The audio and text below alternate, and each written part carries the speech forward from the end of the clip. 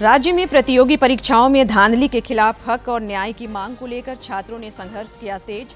भाजपा ने राहुल गांधी से पूछा, झारखंड के मुद्दे पर चुप्पी क्यों, दोहरे मापदंड का आरोप। एसआईआर के तहत प्रारूप मतदाता सूची का प्रकाशन, सीईओ शाम में प्रेस वार्ता कर साझा करेंगे विस्तृत जानकारी। नए वोटरों को जोड़ने के लिए सोशल मीडिया पर चला न्यू वोटर्स हैशटैग अभियान।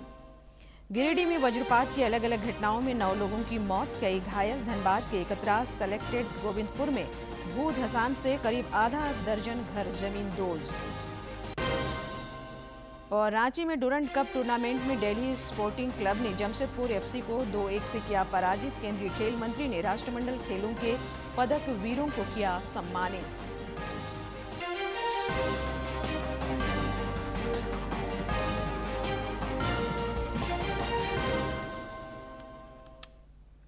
नमस्कार, खबरें झारखंड में आपका स्वागत है। मैं हूं संध्या दिमता और अब समाचार विस्तार से। संसद के मानसून सत्र का आज 13वां दिन है।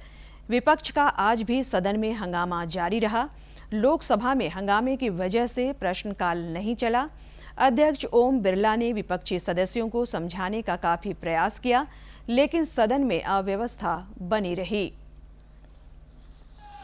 आपके विचारों की अभिव्यक्ति के लिए आप आओ, विचार व्यक्त करो, प्रश्नकाल में महत्वपूर्ण प्रश्न पूछो। महत्वपूर्ण विभाग, रेल के, इलेक्ट्रॉनिक्स के कई विभागों के महत्वपूर्ण प्रश्न हैं। कई मान्य सदस्य मुझे सदन में आकर मिले हैं कि हमारे महत्वपूर्ण प्रश्न लगे हैं, हमें प्रश्न पूछने दिया जाए। और आप नियोजित तरीके से पोस्टरबाजी कर प्रदर्शन कर सदन की गरिमा को घटाना चाहते हैं। आप लोकतांत्रिक तरीके से चर्चा करें। सदन की कार्रवाई आज 2 बजे तक के लिए स्थगित की जाती है। केंद्र सरकार का युवाओं के रोजगार पर फोकस है। केंद्रीय मंत्रियों और एनडीए के नेताओं ने कहा है कि प्रधानमंत्री नरेंद्र मोदी के नेतृत्व और निर्देशन में रोजगार के फ्रंट पर देश को काफी सफलता मिली है। एम्प्लॉयमेंट को अगर आप तकनीकी दृष्टि से देखें तो भारत सबसे अधिक एम्प्लॉयमेंट देने का काम किया है। टेक्सटाइल में 4 करोड़ से ज्यादा का रोजगार मिला है। कोई रोजगार पर ऑथेंटिटी के साथ राहुल गांधी को हिम्मत नहीं है कि बात करें। भारत में 12 लाख करोड़ से ऊपर इंफ्रास्ट्रक्चर पर खर्च हुआ, तो रोजगार तो मिलता ही है। जिनको नहीं दिखता है उनको चश्मा बदलना पड़ेगा। जब हम 2014 में सांसद बन के पहली बार आए तो हमारा बजट जो था वो करीब 25-26 लाख करोड़ का था। अब बजट हमारा जो है करीब 52 लाख करोड़ रुपए का है। तो आप सोच के देख लेते हैं, ये जीडीपी बढ़ने का कारण है कि 2014 से इतनी बड़ी जीडीपी बढ़ी है। तो इसका मतलब साफ जाहिर होता है कि देश में मैन्युफैक्चरिंग बढ़ी है। मैन्युफैक्चरिंग बढ़ी तो बिना एम्प्लॉयमेंट मैन्युफैक्चरिंग बढ़ नहीं सकती। और विश्व के दूसरे देशों से अगर हम तुलना करें तो आप पाएंगे कि भारत में जो है एम्प्लॉयमेंट की सिचुएशन दूसरे देशों से बहुत बहुत बेहतर है और अच्छी है। तो इससे साफ जाहिर होता है कि भारत ने लगातार एम्प्लॉयमेंट जनरेट किया है। पूरे विश्व में मंदी का दौर चल रहा है और उस दौर में भी भारत की अर्थव्यवस्था जिस प्रकार से मजबूत है और जितने रोजगार उपलब्ध करवा रही है वो हम सबके लिए बहुत अनुकरणीय है। और उसके बाद भी विपक्ष का इस प्रकार का रुख अपनाना ये दुर्भाग्यजनक है। रिजर्व बैंक ने आज द्विमासिक मौद्रिक नीति की घोषणा की। आरबीआई के गवर्नर संजय मल्होत्रा की अध्यक्षता वाली मौद्रिक नीति समिति ने रेपो रेट और नीतिगत दरों में कोई बदलाव नहीं किया है। श्री मल्होत्रा ने प्रेस वार्ता कर समिति के महत्वपूर्ण फैसलों से पत्रकारों को अवगत कराया। उन्होंने बताया कि निर्यात में वृद्धि और अन्य पहलों की वजह से भारत दुनिया की सबसे तेज गति से बढ़ने वाली अर्थव्यवस्था बना रहेगा। And financial developments, as well as the outlook, the MPC decided unanimously to keep the policy repo rate unchanged at 5.25%. Consequently, the STF rate shall remain unchanged at 5% and the MSF rate and the bank rate at 5.5%.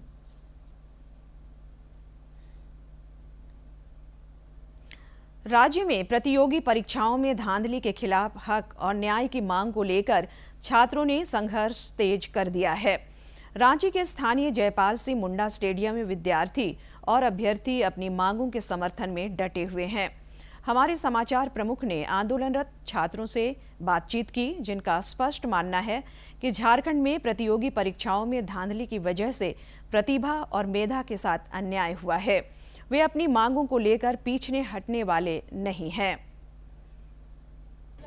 Jharkhand में प्रतियोगी परीक्षाओं में अनियमितता और घोटाले को लेकर छात्र पिछले 12 दिनों से आंदोलनरत हैं और ये आंदोलन लगातार बढ़ता जा रहा है। कुछ लोग इस तरीके से फ्रंट में बैठकर स्लोगन के साथ अपनी बात सरकार तक पहुंचाने की कोशिश कर रहे हैं, तो कुछ लोग आमरण अनशन पर भी बैठे हुए हैं और यहां तक कि कुछ लोग बैनर पोस्टर बनाने के काम में लगे हुए हैं। ये देखिए, एक एक ग्रुप छात्रों ने अपने अपने काम बांट लिए हैं कि किस तरीके से हम इस आंदोलन को आगे बढ़ाएंगे और बाकायदा वो जो एक कह सकते हैं कि पंपलेट बनाकर इसकी तैयारी कर रहे हैं और इसे आगे बढ़ा रहे हैं। क्या बना रहे हैं और क्या मैसेज देना चाहते हैं? झारखंड में मेगा सेल लगा हुआ है, नौकरी बिक रही है, जवानी बिक रही है, जल बिक रही है, जमीन बिक रही है, उसी पे हम लोग व्यंग्यात्मक पोस्टर बना रहे हैं।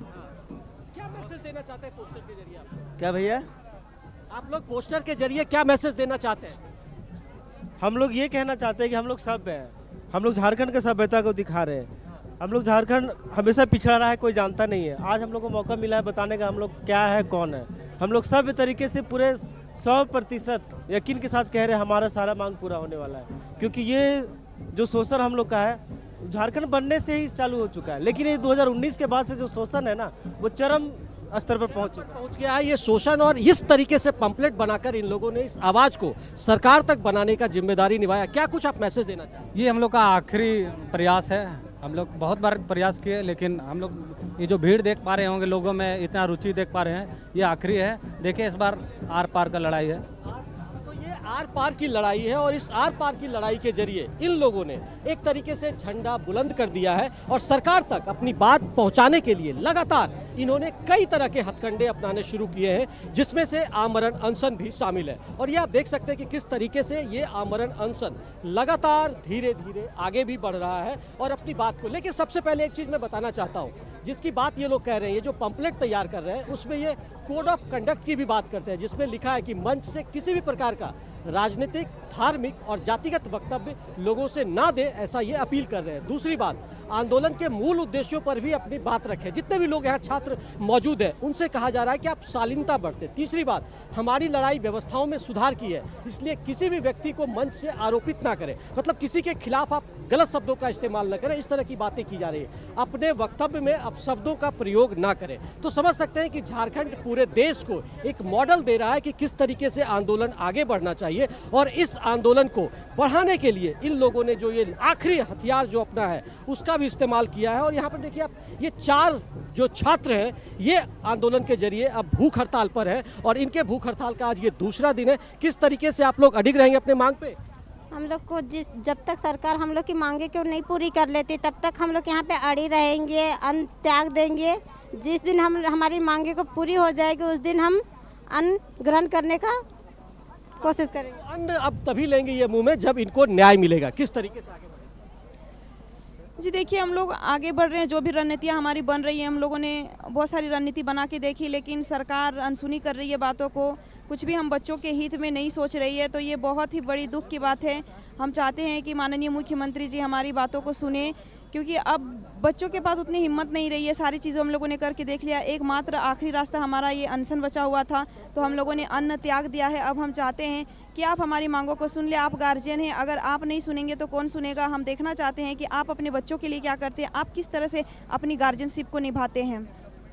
हड़ताल के जरिए इन लोगों ने जो आंदोलन को है उसे उग्र रूप बनाने का स्वरूप तैयार किया। देखिए लगातार किस तरीके से बापू की प्रतिमा इनके साथ है, बाबा भीमराव अंबेडकर की प्रतिमा है, चंद्रशेखर आज़ाद, भगत सिंह, तमाम जो ऐसे लोगों की प्रतिमाओं के साथ इन लोगों ने आखिरी हथियार के रूप में अब आंदोलन को आगे बढ़ाने का फैसला किया है और बाकायदा शांतिपूर्ण तरीके से ये अपनी बात सरकार तक पहुँचाने की कोशिश और जद्दोजहद में लगे हुए हैं। दूरदर्शन समाचार के लिए विकास के साथ मैं दिवाकर कुमार, रांची। रांची में आंदोलनरत छात्र सड़कों पर उतरकर भी अपना रोष प्रकट कर रहे हैं। कल शाम भी छात्रों ने दिशोम गुरु को श्रद्धांजलि अर्पित करते हुए न्याय की मांग को लेकर पदयात्रा की। इस दौरान विद्यार्थियों ने प्रतियोगी परीक्षाओं में गड़बड़ियों का आरोप लगाया तथा इंसाफ की मांग की।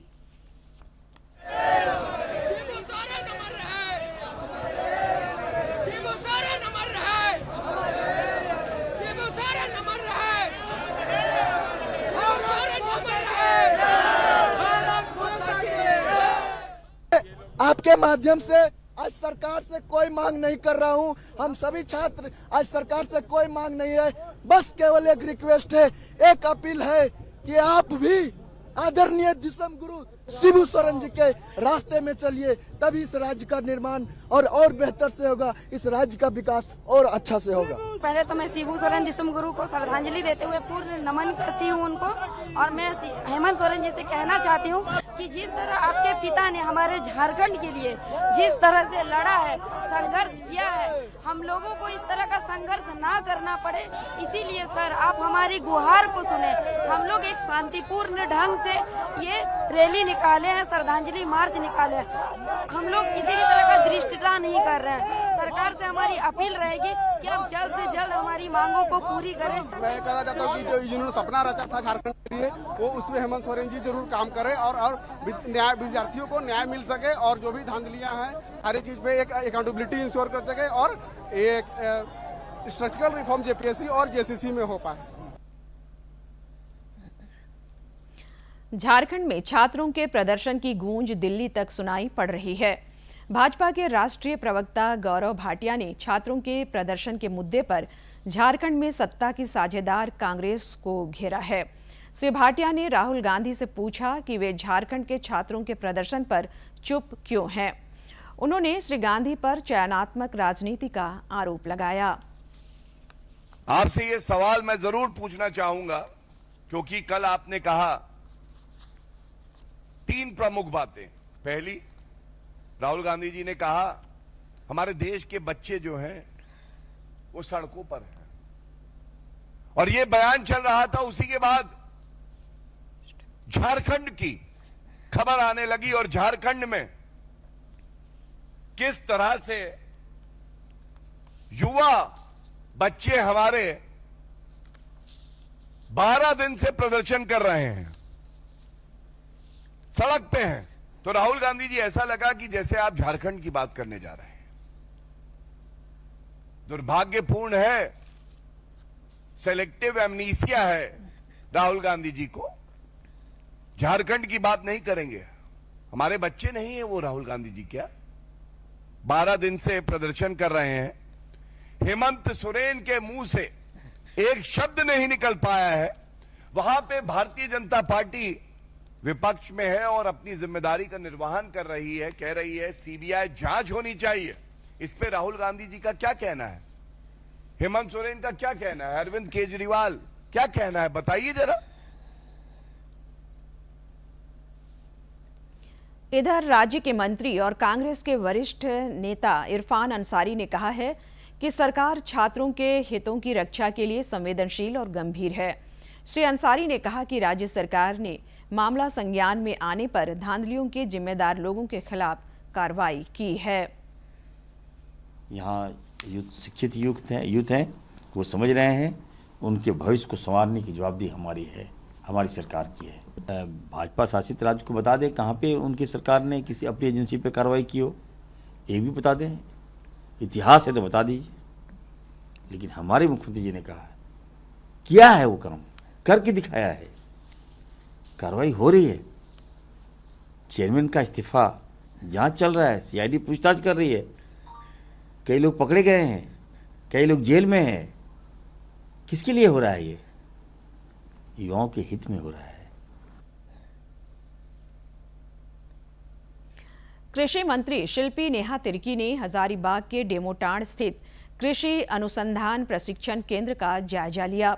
उन्होंने इस संबंध में कुछ तस्वीरें साझा कर बताया कि निरीक्षण के क्रम में केंद्र की विभिन्न गतिविधियों और परियोजनाओं का जायजा लिया। करीब 160 एकड़ में फैले इस आधुनिक फार्म में समेकित कृषि प्रणाली के माध्यम से खेती का उत्कृष्ट मॉडल विकसित किया जा रहा है।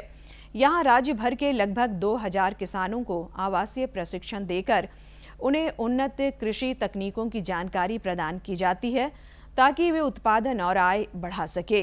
कृषि मंत्री ने इस बात पर प्रसन्नता जताई कि राज्य में पहली बार 20 एकड़ क्षेत्र में प्रायोगिक रूप से चाय की खेती की गई है। कांग्रेस के प्रदेश अध्यक्ष केशव महतो कमलेश पार्टी संगठन को मजबूत बनाने के लिए लगातार पहल कर रहे हैं। इस सिलसिले में उनकी मौजूदगी में कांग्रेस भवन में प्रशिक्षण शिविर का आयोजन हुआ। इस दौरान सीख संवाद और संगठन की मजबूती पर वक्ताओं ने जोर दिया। श्री महतो ने कहा कि कार्यकर्ता ही पार्टी की असल शक्ति हैं। संगठन की मजबूती और विस्तार के लिए सभी को समर्पण की भावना से काम करने की आवश्यकता है। SIR की प्रक्रिया के तहत आज राज्य में प्रारूप मतदाता सूची का प्रकाशन किया गया है, जिसे वोटर अपने संबंधित बूथों पर जाकर देख सकते हैं। गौरतलब है कि राज्य में 20 जून से SIR की प्रक्रिया जारी है। 30 जून से 29 जुलाई तक एन्यूमरेशन प्रपत्र से जुड़े काम हुए थे और अब प्रारूप मतदाता सूची का प्रकाशन हुआ है। राज्य के मुख्य निर्वाचन पदाधिकारी के रवि कुमार आज शाम प्रेस वार्ता आयोजित कर इस संबंध में महत्वपूर्ण जानकारियां साझा करेंगे। आज से ही दावा आपत्ति का चरण भी शुरू हो रहा है, जो 4 सितंबर तक चलेगा। इधर नए मतदाताओं को जोड़ने के लिए श्री कुमार की पहल पर सोशल मीडिया पर न्यू वोटर्स हैशटैग अभियान चलाया गया। मुख्य निर्वाचन पदाधिकारी ने युवाओं और सभी पात्र लोगों से मतदाता सूची में नाम जुड़वाने का आग्रह किया है। 5 अगस्त को झारखंड में सभी बूथों पर ड्राफ्ट मतदाता सूची का प्रकाशन किया जा रहा है। कल से साथ ही साथ सभी नया वोटर का निबंधन का भी प्रक्रिया शुरू होगा। पात्र भारत का नागरिक किसी का भी उम्र 18 हो चुका है, नहीं मतलब 1 अक्टूबर 2026 में 18 हो रही है। सबसे अनुरोध है फॉर्म 6 के साथ डिक्लेरेशन फॉर्म जमा करें। आज का डेट में आपका ECI नेट के माध्यम से ऑनलाइन में ही एप्लीकेशन जमा कर सकते हैं। इसलिए सभी पात्र भारत नागरिक से अनुरोध है आप कल से फॉर्म 6 के साथ डिक्लेरेशन फॉर्म जमा करें। समय रहते हुए आपका फॉर्म का सबमिट करने के लिए सुनिश्चित करें। आज का दिन भारतीय लोकतंत्र के इतिहास में महत्वपूर्ण है।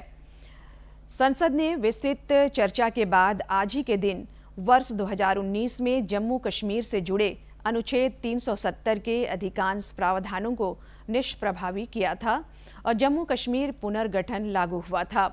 केंद्र सरकार की इस ऐतिहासिक पहल से जम्मू कश्मीर की फिजा बदली और लोगों को समान अधिकार मिले। 7 साल पहले जम्मू कश्मीर से धारा 370 हटने के साथ ही वहां एक नए युग की शुरुआत हुई। 5 अगस्त 2019 को देश ने प्रधानमंत्री नरेंद्र मोदी के नेतृत्व में सही मायनों में एक विधान, एक निशान और एक संविधान की संकल्पना को पूरे होते देखा। मोदी सरकार के इस एक फैसले ने जम्मू कश्मीर में न सिर्फ अलगाववाद को जड़ से उखाड़ने का काम किया, बल्कि वहां तरक्की की भी नई इबारत लिखी। दरअसल 5 अगस्त 2019 को संसद ने अनुच्छेद 370 और 35A को हटाने की मंजूरी दी। इसके साथ ही नोटिफिकेशन के जारी होते ही अक्टूबर 2019 से जम्मू कश्मीर और लद्दाख को 2 अलग केंद्र शासित प्रदेशों के रूप में पुनर्गठित कर दिया गया। इसके साथ ही केंद्र सरकार के करीब 170 कानून जो यहाँ लागू नहीं होते थे, वो इस क्षेत्र में लागू कर दिए गए।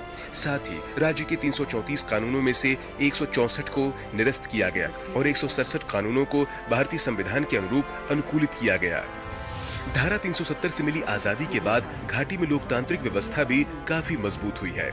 इस दौरान वहां हुए तमाम चुनावों में लोगों ने बढ़ चढ़कर हिस्सा लिया है।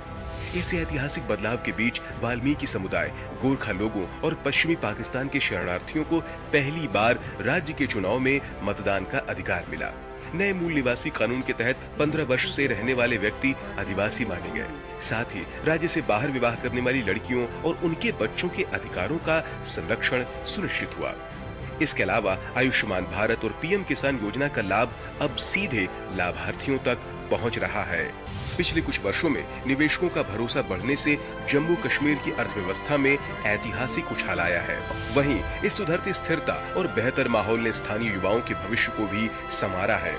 जहां 7 दशकों में मात्र 8,000 करोड़ रुपए का निवेश आया था, वहीं पिछले कुछ वर्षों में यह बढ़कर लगभग 18,000 करोड़ रुपए तक पहुंच गया। दूसरी तरफ पिछले 4 वर्षों में ही स्वरोजगार योजना के तहत 9,81,000 से अधिक लोगों को रोजगार के नए अवसर प्रदान किए गए हैं। कृषि अर्थव्यवस्था को बढ़ावा देते हुए कश्मीरी केसर को जीआई टैग मिला और सेब के लिए लागू इंटरवेंशन स्कीम से बाजार में कीमतें स्थिर हुईं। घाटी में सुरक्षा व्यवस्था सुधरने का सबसे बड़ा असर पर्यटन उद्योग पर दिख रहा है। 2024 में इतिहास में सबसे ज्यादा 2.3 करोड़ से अधिक पर्यटकों का आगमन दर्ज किया गया, जो जमीनी स्तर पर लौटती शांति का सबसे बड़ा प्रमाण है। इसके साथ ही इंफ्रास्ट्रक्चर के मोर्चे पर 80,000 करोड़ रुपए की 63 प्रमुख विकास परियोजनाओं में से 53 पूरी हो चुकी हैं। चिनाब नदी पर बना विश्व का सबसे ऊंचा रेल पुल प्रधानमंत्री मोदी के नेतृत्व में जम्मू कश्मीर में हुए विकास का बेहतरीन उदाहरण बनकर उभरा है। इस दौरान नए स्वीकृत 50 कॉलेजों में से 48 को चालू कर दिया गया है। साथ ही 7 नए मेडिकल कॉलेज और 5 नए नर्सिंग कॉलेजों को मंजूरी दी गई। इंफ्रास्ट्रक्चर के मोर्चे पर रामबाग फ्लाईओवर खोला गया। आईआईटी जम्मू को अपना कैंपस मिला और ऑल वेदर कनेक्टिविटी के लिए सुरंगों का भी नया जाल बिछा है। वहीं गुलबर्ग में भारतीय शीतकालीन खेलों का सफल आयोजन किया गया। सुरक्षा व्यवस्था में आए इस क्रांतिकारी सुधार ने यहाँ आम जनजीवन और आर्थिक गतिविधियों को पूरी तरह पुनर्जीवित कर दिया है। प्रतिवर्ष होने वाली हजारों पत्थरबाजी की घटनाएं अब बीते दिनों की बात हो चुकी है। ऐसे में 370 हटने के बाद आज जम्मू कश्मीर भय मुक्त होकर विकास की नई ऊंचाइयों को छू रहा है। Bureau report, DD news. धर्म और आध्यात्म के लिहाज से भी आज का दिन खास है। वर्ष 2020 में आज ही के दिन श्री राम जन्मभूमि मंदिर के भूमि पूजन के साथ रामलला मंदिर निर्माण की ऐतिहासिक यात्रा शुरू हुई थी। आज भव्य श्री राम मंदिर देश दुनिया के प्रमुख आध्यात्मिक और पर्यटन केंद्रों में अपनी नई पहचान स्थापित कर रहा है।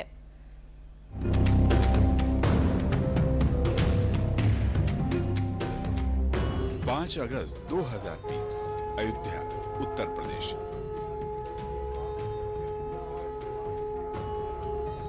ऐतिहासिक तारीख।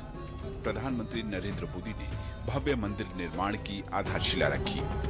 ये शुभारंभ था रामलला के भव्य मंदिर निर्माण का। सदियों का इंतजार आज समाप्त हो रहा है। राम मंदिर के लिए कई सदियों तक कई पीढ़ियों ने अखंड अविरत एक निष्ठ प्रयास किया है। आज का ये दिन उसी तप, त्याग और संकल्प का प्रतीक है।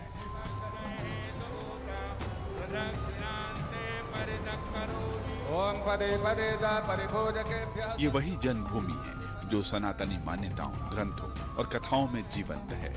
ये वही भूमि है जहां त्रेता युग में प्रभु श्री राम का जन्म हुआ था।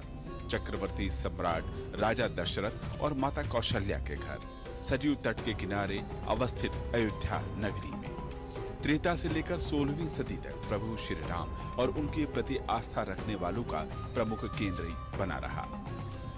लेकिन 1528 ईस्वी में मुगल बादशाह बाबर द्वारा जन्मभूमि पर मंदिर के स्थान पर मस्जिद का निर्माण करवाया गया।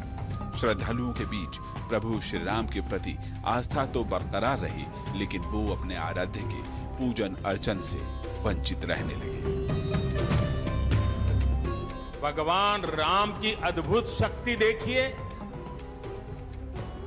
इमारतें नष्ट हो गई, क्या कुछ नहीं हुआ? अस्तित्व मिटाने का हर कोई प्रयास हुआ, बहुत हुआ, लेकिन राम आज भी हमारे मन में बसे हैं। हमारी संस्कृति के आधार है। श्री राम भारत की मर्यादा है। श्री राम मर्यादा पुरुषोत्तम है।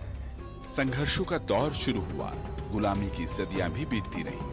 साल 1949 में कानूनी लड़ाई शुरू हुई। दशकों तक ये चलता रहा। साल 2019 में 9 नवंबर को उच्चतम न्यायालय की 5 सदस्यीय संवैधानिक पीठ ने जन्मभूमि का मालिकाना हक हिंदुओं को सौंप दिया। 500 साल का संघर्ष खत्म हुआ और 5 अगस्त 2020 इतिहास के पन्नों में दर्ज हो गई। प्रधानमंत्री नरेंद्र मोदी ने मंदिर निर्माण की आधारशिला रखी, तो वहीं 22 जनवरी 2024 को मंदिर का लोकार्पण भी किया।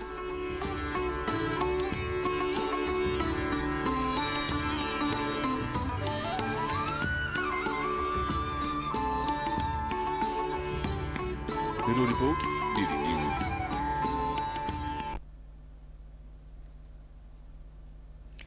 सावन के पवित्र महीने में खास और आम सभी भगवान शंकर की पूजा में लीन है।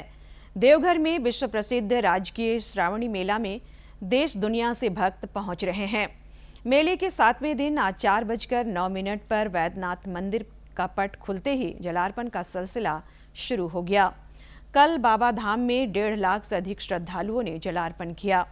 राजकीय श्रावणी मेला के मद्देनजर श्रद्धालुओं के लिए शिवलोक परिसर में वर्चुअल रियलिटी शिविर की भी कल शुरुआत हुई। मेला क्षेत्र के कुल 10 स्थानों पर ऐसे शिविर लगाए गए हैं जहां श्रद्धालु बाबा मंदिर से जुड़े इतिहास समेत अन्य जानकारियां करीब से वर्चुअल माध्यम से देख सकेंगे। विशेष हवाई दर्शन सेवा भी देवघर में कल से शुरू हुई। कुछ जानकारी मौसम से। राज्य में पिछले 2 दिनों के दौरान कई क्षेत्रों में मूसलाधार बारिश हुई है, जिससे किसानों के चेहरे खिल उठे हैं। पिछले 24 घंटे के दौरान गोड्डा में करीब 166 मिलीमीटर बारिश रिकॉर्ड की गई। रांची, गिरिडीह और धनबाद में भी अच्छी बारिश हुई।